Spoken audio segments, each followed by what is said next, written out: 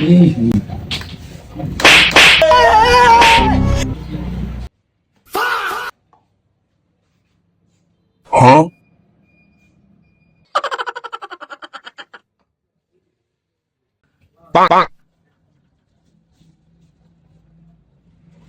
Huh? ভাই আপনি তো সাফা ভাঙ্গা খুব তো চালাইতে পারুন না ভাই।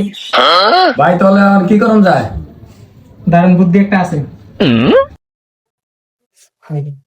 এটা গালে উঠতে দেন। Oh no!